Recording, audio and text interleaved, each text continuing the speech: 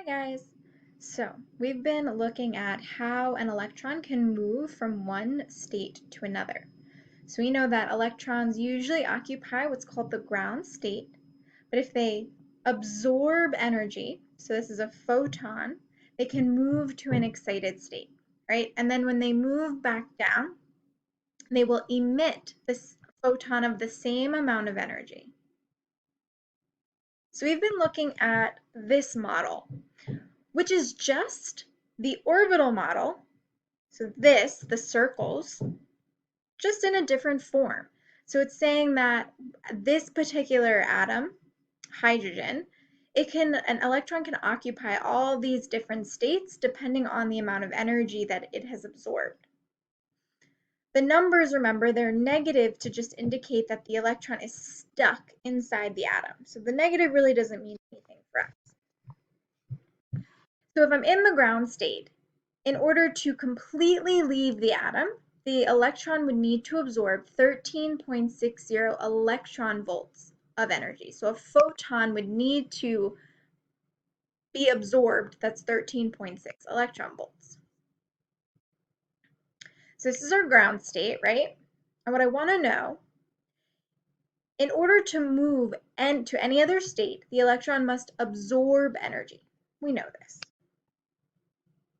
If the electron absorbs 10.2 electron volts, what state will the electron move to?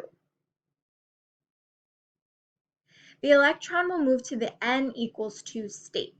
So if I find the difference between the energies at those two states, 13.6 electron volts and 3.4 electron volts, I find that that is 10.2 electron volts, right? So if the electron absorbs 10.2, it can move from the ground state to the excited state of n equals 2. Just for fun, what would the wavelength of this absorbed photon be? So I would need to use the relationship that the energy is equal to Planck's constant times the speed of light over the wavelength. I would use Planck's constant in electron volt seconds because my energy is given in electron volts. And I find that the wavelength of this particular absorbed photon is 1.21 times 10 to the negative 7th meters, or 1.21.76 nanometers. What I have here is a simulation. We've got the nucleus, positively charged nucleus, and this is the hydrogen atom. And this is backwards. I wanted to absorb. This is showing if it's emitting. And what it's showing is that if the electron moves from the n equals 2 back down to the ground state, n equals 1, it emits, in this case we're looking at absorbs, a photon of energy. And that photon, they're representing it like this, actually corresponds to a wave of light on the electromagnetic spectrum. So up at the top here, I have a very basic looking electromagnetic spectrum. We have the visible spectrum right here. On this side, because it's such long wavelengths, I know that this would be like radio waves and microwaves and probably infrared somewhere around here. And then on this side, X-rays, ultraviolet, and then gamma rays is kind of cut off. But what I can see here is that this emits a photon that falls in the X-ray range. So it's not a photon that we can see, but it is a photon that can affect us. So let's go back for a second. So when the electron moves back down to the ground state, it will emit the same value, 10.2 electron volts. So it absorbed 10.2 electron volts to get to the n equals 2 state, and then when it comes back down to the ground state, it will emit 10.2 electron volts, and that's that little simulation we just watched. So what's interesting about the hydrogen atom is that they've actually done enough studies where they know that if an electron moves from one state to the other, they know what kind of wave will be emitted. And so when we did the simulation, I think that was Monday, maybe Monday, I don't know what day it is. We actually looked at the Lyman series and we sent photons of energy that corresponded to one of these. We actually looked at the one that was n equals 7 to n equals 1. Let's see if I still have that up. Where did it go? Where did it go? I closed it out. Hold on. So we looked at this simulation and we fired, I think was it this one? Let's find out. No, we fired L epsilon, right? So let it go back to the ground state. I'm going to clear the log. Yeah, there we go. So when it absorbs a photon that is equivalent to L epsilon, that's 13.22 electron volts, it's absorbing ultraviolet rays. So it shows you that with that fun color, right? And it will go all the way up to the 6th energy level. And then it will de-excite in any way that it can. So it can take all different paths. And when the electron comes back down, depending on which path it takes, will determine what kind of energy is emitted. So if we actually watch and we look at the colors, so it absorbed ultraviolet, and that was infrared,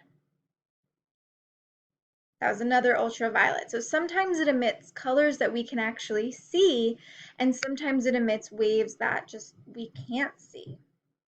So let's go back. So that's just fun fact. This, I believe, is all in the ultraviolet spectrum. So the Lyman series absorbs wavelengths of light that fall under ultraviolet. The one referred to as the Balmer series, we can actually see these as color. The Passion series and the Bracket series are infrared. Not so important that you know the names, just be aware that when electrons absorb and emit energy, we can actually see that sometimes as light. Okay, which brings us to something called the emission and absorption spectra and something called spectroscopy. So when we have all of the waves of light, all of the color rather, this is called a continuous spectrum. It's just all of our wavelengths of visible light. An emission spectrum will look something like this, so only certain wavelengths of light are visible. And then the absorption spectrum looks like this, where some wavelengths of light are missing.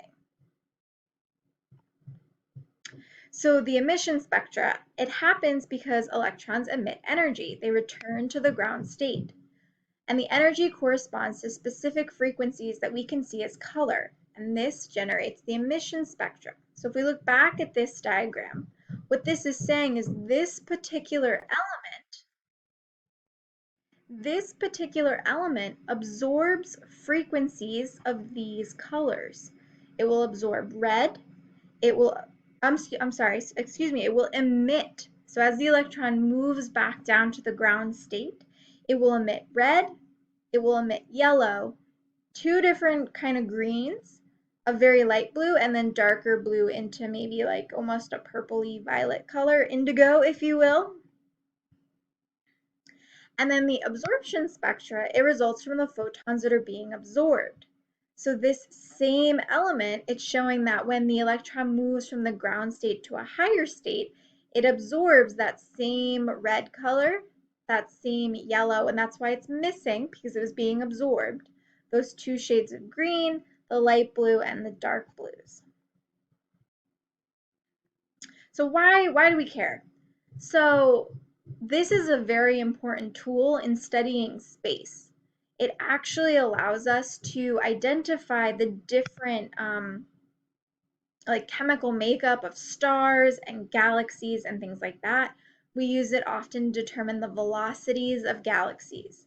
So I actually have here the periodic table. This is an interactive periodic table. Just made my screen a little bigger so we can see it. So if I click on hydrogen, this is the emission spectrum of hydrogen. So if I was able to shoot energy through like hydrogen gas and look at it through a tool called a spectrometer, I would see these colors, right? I would see this purple, this blue, a light blue, and a red. So if I go back, I can look at any element. Let's do, I think that's Ag, is that silver, gold? Gold. So if I shoot energy at gold, I will see these colors, right? These are the colors that can be emitted or absorbed. And just for fun, let's look at another one, helium. These are the wavelengths of energy, the frequencies of energy, the colors that can be emitted and absorbed by that.